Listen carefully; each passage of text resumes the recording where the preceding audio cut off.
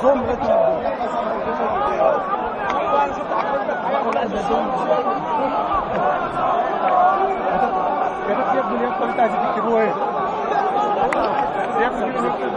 60 واحد، ده احنا اول مظاهره نتعدى من اول مظاهره.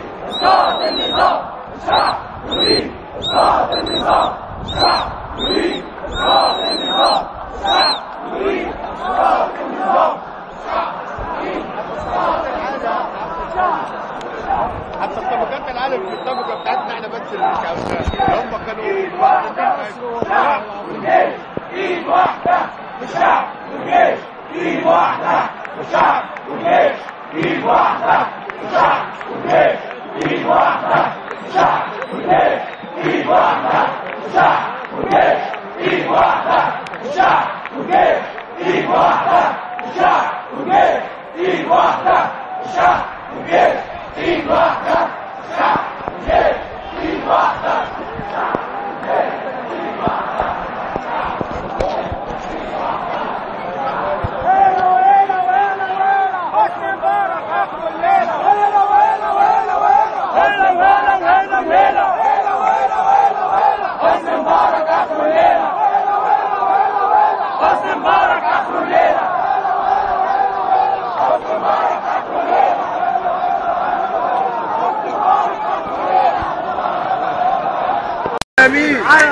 على مين؟ على امك، على مين؟ على اختك، على مين؟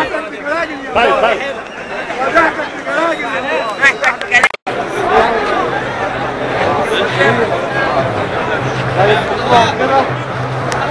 اقسم بالله العلي العظيم معانا مسؤولين، معانا كل حاجه، ولا اخوان ولا وطن دكتور ولا اي حاجه. دكتور تامر نحاس اهو. تامر دكتور عمرو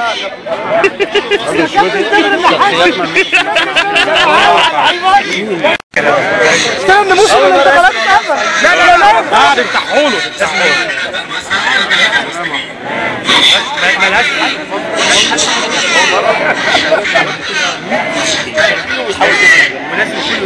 كل الاشكال اللي هي من الارض عايز يبيع الارض لمؤسسات اجنبيه عشان لما تيجي تصادر الارض بقى في الرئيس الجديد يقول لك انت بتخش في بتعمل حرب عالميه. اسمع المطالب. هو مش فارق معاه، هو مش انت ما تفرقش معاه خالص. وهو قاعد لما اتكلم وكاله اجنبيه يعني معناه انه زعلان مننا وبيعاقبنا. طب انت قاعد ليه بتقول عشان ما يحصلش فوضى؟ لا، طب ما في فوضى، ما الفوضى موجود. انت لو هو قاعد عشان يظبطوا امورهم، لازم يمشي. هم اللي حارقين الحزب عشان يداروا على كل ورقهم 4 عربيات اتحملت ورق. جيت امن جيت تأمم هتخش في حرب مع كل دول العالم. هو مش عايز يقعد عشانك ولا الكيس ولا اللي هو الفوضى اللي بيقول عليها. هو عايز يقعد عشان يظبط ورقه، لازم يمشي. مش عايزين نتفرق بقى. انت جبت اخر حاضر، انا بجيب الاخر الحكايه، انما الحكايه ما تجيش من اخرها. الحكايه تيجي زي ما انا بقول لك، لومه الشباب اللي اصغر مني دول ولادي اللي جنبي دول، لومه عملوا كده ان هم ما ان في احرار ظهرت على الساحه. عمرو موسى راجل طول عمره محترم، فجاه لقيناه لو عايزين لي عسكري، لو عايزين لي وزير، اللي بيعملوه الشباب في الله التحرير حاجه كويسه، انا معاكم. تمام. ايه ده انا معاكم؟ ليه مش عارف اللي انا بقولها؟ الضرب ابتدى على راسها، اصل المره دي بقى انا كده وجوز. وفجاه الضرب اشتغل قبل ما العيال تنزل على العربيات. كان في حرس ما تعرفش ومن بعدها بقى امن الدوله وقانون الطوارئ، وانت لازم تدفع رشوه عشان تبقى وكيل نيابه او ضابط، وانت لازم تعمل كذا، وانت وانت وانت وانت وانت. اخواننا بقى اللي كانوا بيعملوا كده كنا قاعدين في التلفزيون بنتفرج عليهم. انتوا جايبيني ليه؟ انا لا قالوا لي في واحد على في المصري بقى عليا الطلاق. لا خلاص مصري مصري. بص بقى انا وانا في سن الشباب كنت بقيت امريكي. صار بحب ماما قوي. بقيت الشعب يريد اسقاط النظام. الشعب يريد اسقاط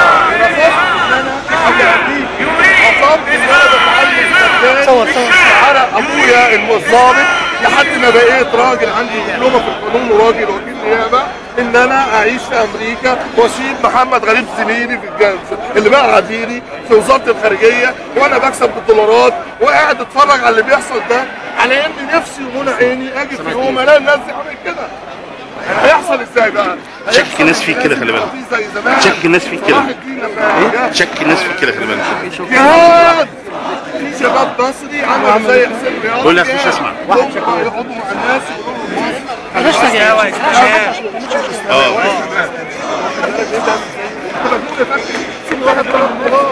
حاسب يا حاسب اسمع حاسب ولد صغير. ولد صغير يا جماعه، بس في ولد صغير يسمع مصر تبقى احسن. اللي بيطلع مننا بره بيتبهدل في الدول الاوروبيه، سيبكوا بقى من الدول العربيه، الدول الاوروبيه يجي عليه لحظه يا جماعه بعد ما يسمع.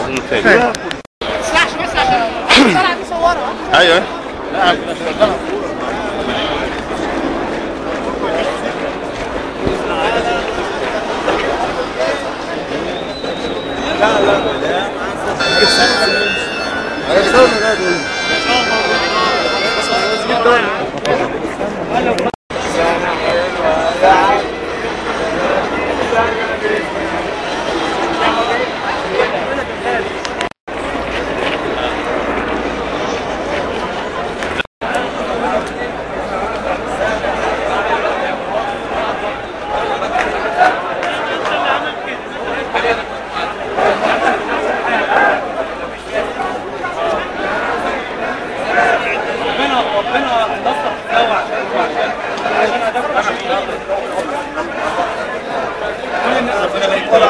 كل الناس المحترمه واللي كان عندها خوف مع الناس دي، هم عايزين يقنعوا الام المصريه والسلطه المصريه اللي وقف حال البلد الموجودين في التحرير. تمام.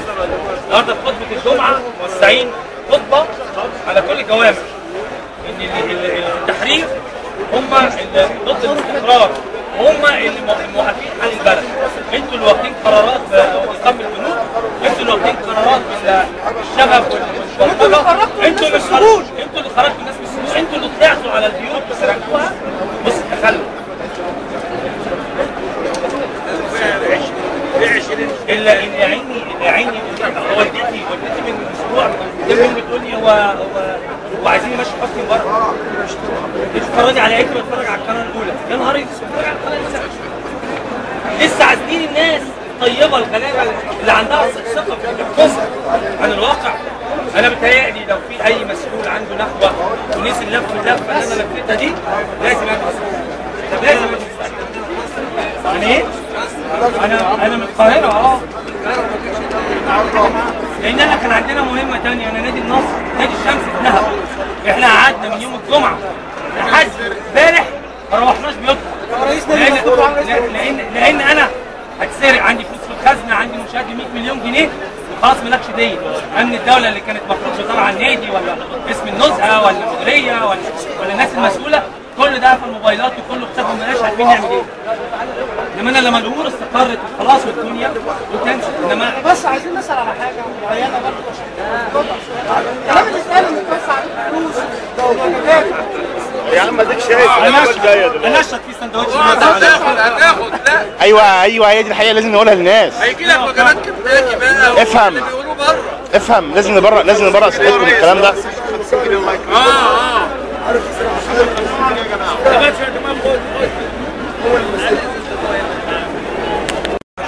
في عياده ميدانيه في الجنينه اللي في النص. لا احنا مش هنبص. امال هنا ايه؟ بس انا عارف هناك فيه.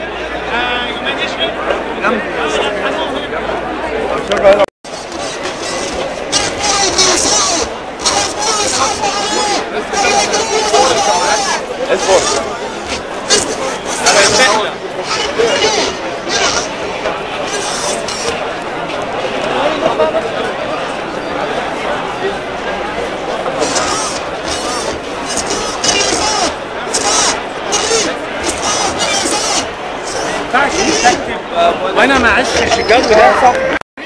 يديك اسامه. طب ما تعمل له عمل طيب. لا اقرا عليه القران. مش لو وصلتوا والله قلت في الجزيره مباشر اول امبارح قلت لهم والله نزحف الى قصر عابدين وقصر القبه حتى لو وضع اسلاك الشركه حول قصرين والله لو وصلت اليه لقتلته. هذه يا اخي هذا كلام على مسؤوليتك. انا عايزه اتكلم في 3 نقط. فين؟ واحد، احنا ورا الشاشه. في اخر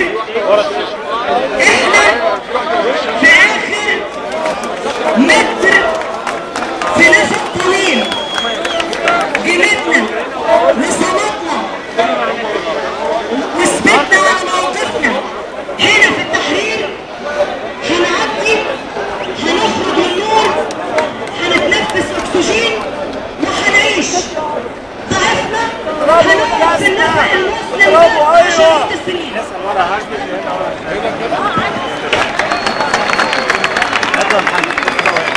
يا سما انا عايزه اتكلم الشهداء والمصابين وكل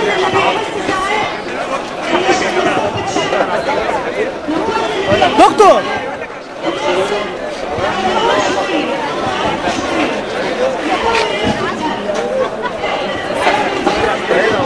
العمله دي مش عايزين ننساه. احنا عندنا محدش ابدا يختلف عليها وقاعدين. شايف؟ ايوه اي من الاكاذيب اللي ادعاها علينا هذا الرجل علشان يقلب التصوير الكبار وعلشان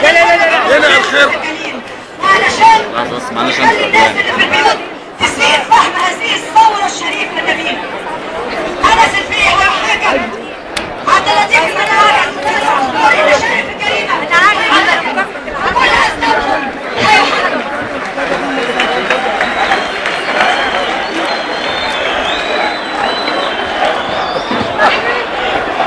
هنحكمهم بص محمد لابس خوذه بتاع الشعب.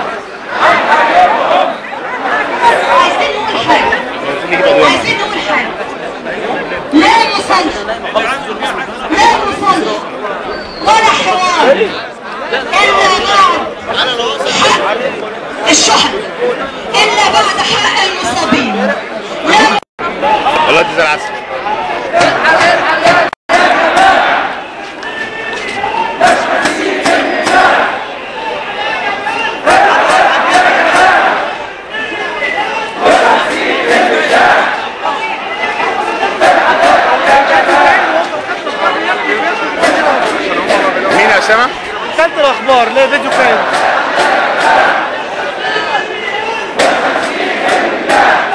ايوه صح، لان الزاويه دايما اللي بتيجي من الكاميرا كانت ايوه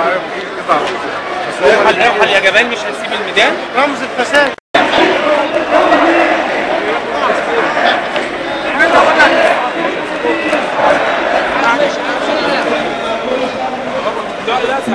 لا شوف مكتبني ايش في وقت الحدث.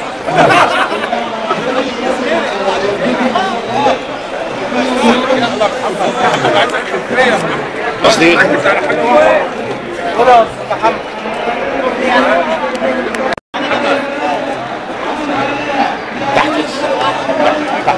ارفع لفوق ارفع لفوق.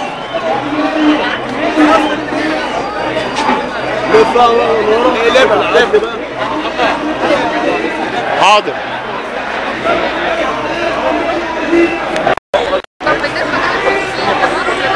غالبا هو بيكلمني اساسا فلسطين. كله فلسطين، كله فلسطين مفيش مصر. نظام التعليم عندك؟ نظام التعليم. ايوه انا بقول نظام التعليم عشان يعلم او يعلم او العكس يحصل، او المدرسين يعلموا الولاد. انا بنتي كانت عندها 8 سنين، عندها امتحان، فجايب امتحان دين وعربي، فجايه بتقرا حاجه. انا عندي 46 سنه، نفس اللي كنت باخده من حاجه و30 سنه في المدرسه هو اللي موجود. انا قلت لا ايه ده؟ ده اللي احنا اتعلمناه، والله العظيم اتعلمناه اصلا. يا ريتهم بيعلمونا. لا انا بتكلم نفس المستوى الحضر عشان دروس خصوصيه. لا والله العظيم يا بس راجل. انا هقول له بس حاجه مهمه. انا عندي 37 والله العظيم في وقت لغايه الان انا نشيد داخل الجندي ده كان في ثانيه ابتدائي سني 7 سنين، اقسم لك بالله لسه حاضر. احنا اتزرع فينا كنا بنتمد كنا بنتمد على رجلينا، والله ما كانوا اهالينا بيزعلوا. لا هو ما اهتمش بيه. ولا انا لما كبرت زعلان. لا يقول لك كسر واحنا بنعمل. رئيس الوزراء بيعين الوزراء دلوقتي العيال بتضرب المدرسين. بيعين والله مسخره، والله العظيم مسخره قله ادب. ايوه دول بقى والله العظيم كنا بنبقى قد اطول من المدرس مرتين، وكنا بنتضرب لما الاهالي تزعل وتروح هي كمان تضرب في المدرس. لا اول ده كانت الاهالي تيجي تتحنح. ده ما يمنعش ان في مدرسين برضه متخلفين يعني. مهما كان يعني ليه فاعل طارق ده يعني مش عارف ايه. ما دي في حاجات شاذة. لما كبرت لما كبرت كان عندنا مدرس في الجامعه. لما كبرت يبقى يقن اللي هو كان شايف بس هياخد مني هو برافو. هو جاي والله هياخد مني هو برافو. فاهم بس هو مش عايز. لا بلاش راح من ورا وصور اتمنى هو يحس على نفسه يفهم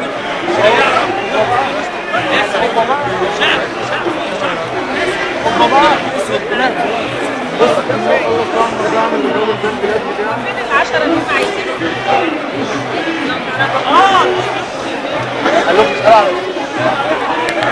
حاجه عاوزينك.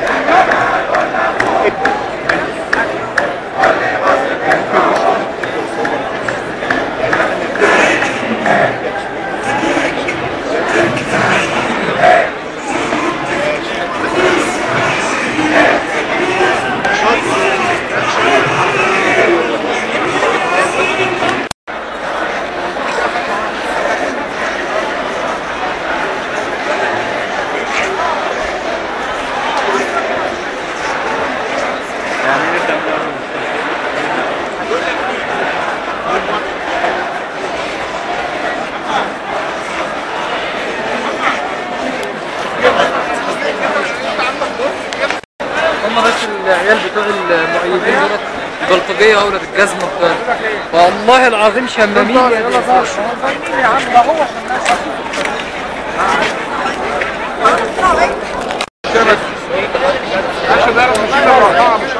ما تجيبليش جاي عشان خاطر الدمار اللي هو حاصل كده، لكن هو كده دمر الشعب كله.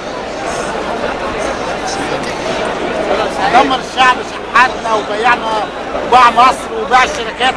انا كنت شغال بس هقول لك حاجه، اللي انا شايفه النهارده كل المستويات خلاص الناس ما بقتش تحس الناس مستويات بعد ما كانت متوسطه بقت في خالص. مش حاسين تحت السن. ناس داخل سبيس، ناس معاها وناس مش معاها. الناس اللي معاها اللي قاعده ناس معايا، انا معايا ربنا كريم، مش كلنا زي بعض. تمام جاي معاك ساعات تمام ماشي. في ناس بتتكلم صح، ناس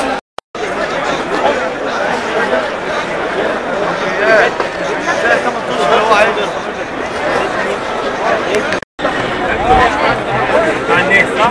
لازم شايف كل المستويات كل الاديان حتى الناس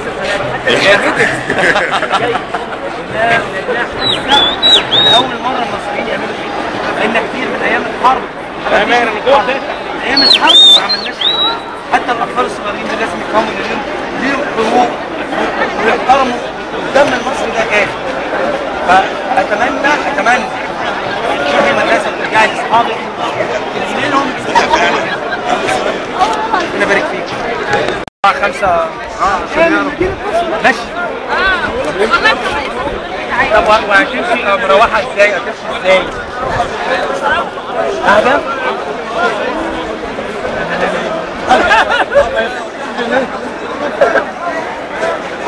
وباباكي ومامتك لو اهلك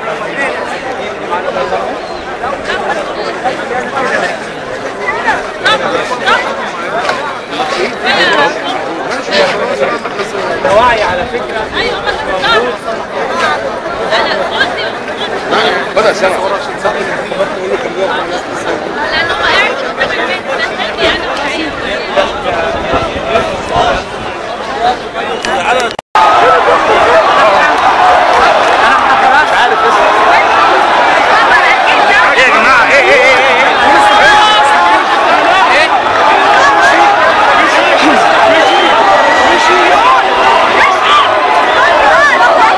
انا وعيد.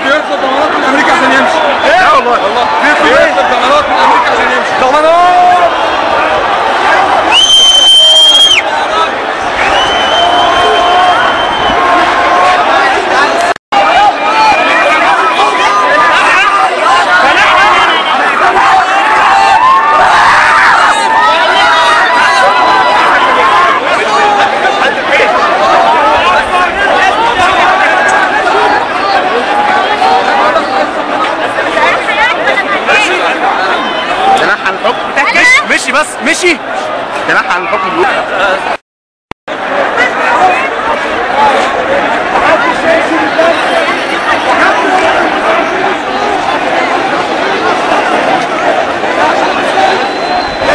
يا اشرف كلم حد يا اشرف، كلم اتصل انت بحد، اتصل انت ولا حد.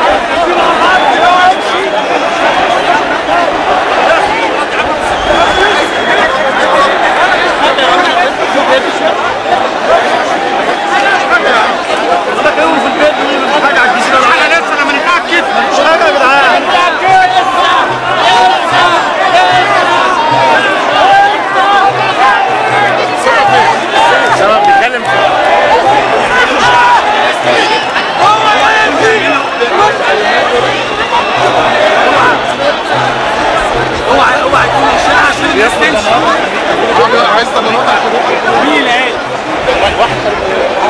خلي بالك يا جماعه، ممكن ينفعش الناس تمشي.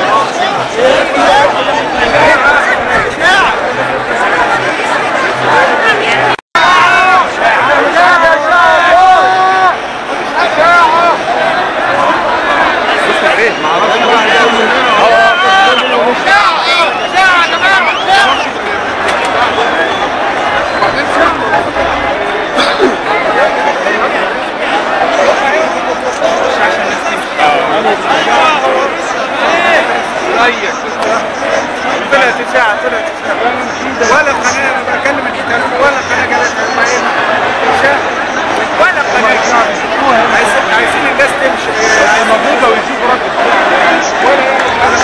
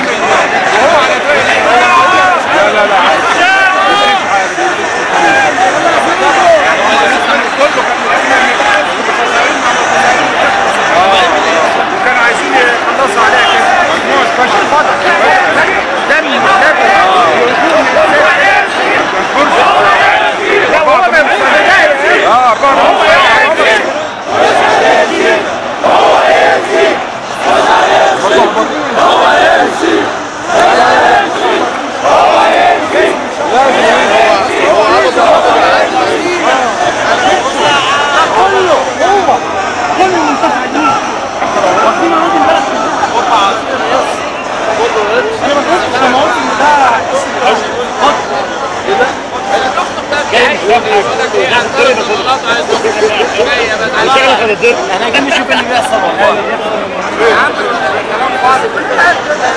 هو الجدع اللي هو من عقبالنا لازم نعمل بالاسواني ده على الاسواني يبقى على صورة كويس. لا طب بقول لك عايز مني ضمانات هيحصل لا هو بالعكس مدام بدأ ده مدام بدأ ده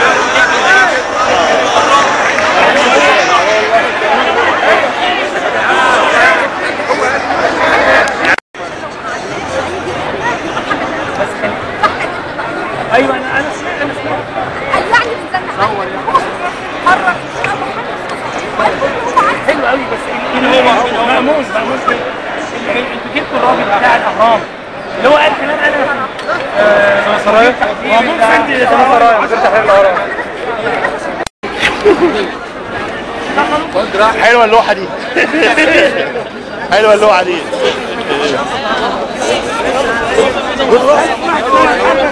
لا مع بعض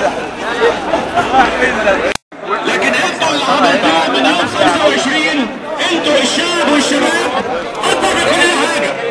اكبر من كل حاجه كنا هناخد تعرف ان احنا ممكن على 40 نلاقوا الشعب يقول وبعد كده اعمل ممثلين زي ما عملوا النهارده لجنه حكماء من ناس ممكن تكون 90% منها ناس ولكن اوصل لده لازم يمشي. لو ما مشيش انت في انهيار. لو مشي حصل بص هيحصل اختلاف وهيحصل طمع وهيحصل فوضى لمده معينه بس دي نتيجه ومن غير النتيجه اي عمليه جراحيه بعد الجراحه يبقى في وجع في شد بيبقى في انما في الاخر يبقى زي الفل. انما يضحك علينا يقول انا لو مشيت هيحصل فراغ اسطوري داير على عينك. لو مشيت هتحصل فوضى. طب واللي احنا فيه ده مش فوضى؟ واحنا من امتى احنا بنفرق معاك؟ احنا من امتى بنفرق معاك؟ من امتى انت في العباره 1000 مكالمه واحد ماتوا وانت وحفيدك بالاستاد بتعملوا كده العالم عشان مصر فازت على السنغال ولا فارق معاك 1200 واحد. انت 300 400 واحد اللي ماتوا دول بيموتوا في اليوم عشان الطرق اللي بتسرق فيها واللي بتسرق في المقاومات. ما يفرقش معايا ده من مصر. الناس دي ما تمشي بقرن البلد اصل ليه؟ الشعب السلام اتوفى عليه من اسرائيل ما يخصناش. بص ممكن عمرو موسى ممكن رئيس محكمة دستورية ممكن أي شريف يمسك نتوحد بس يمشي يمشي إنما مش هنثق في اختيار حسني مبارك. مش هنثق في اختيار عمر استنى مراحل عمر ما مرحله بتيجي قبل مرحله يمشي. ما تفكرش ان لو شتت تفكيرك هتوصل زي ما لك. طب بس لو مشي ما يغور ايا كان اللي هيجي اللي اتشال بإرادة الشعب اللي بعديها هيخاف من الشعب. اللي هيجي هيخاف من دول هيخاف من الشعب. الشعب اللي يشيل ويحط هو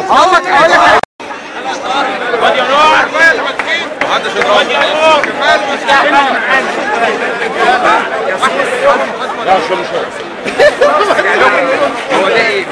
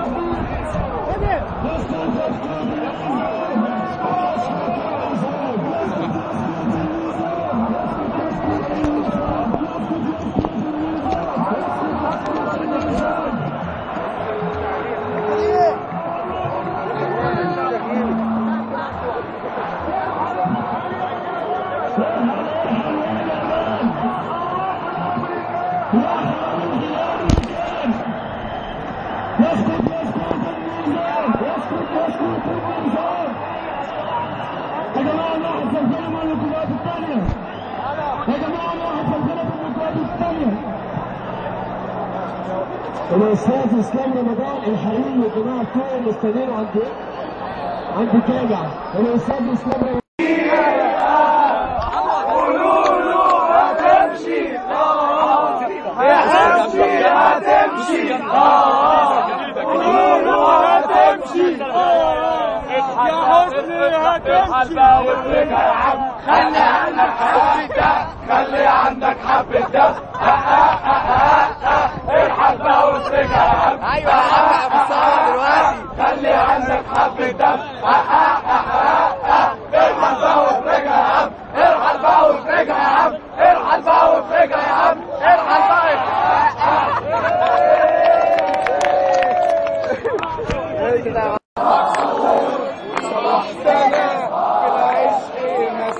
والبحر يضحك ليه وانا نازله زي عنا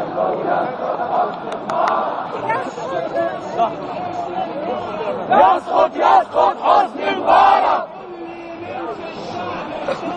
قول لي مين في الشعب اختارك العبارة في انتظارك ارحل زي فاروق شعبنا منك بقى مخلوق يا حكومة قطع الايد يوم مجهول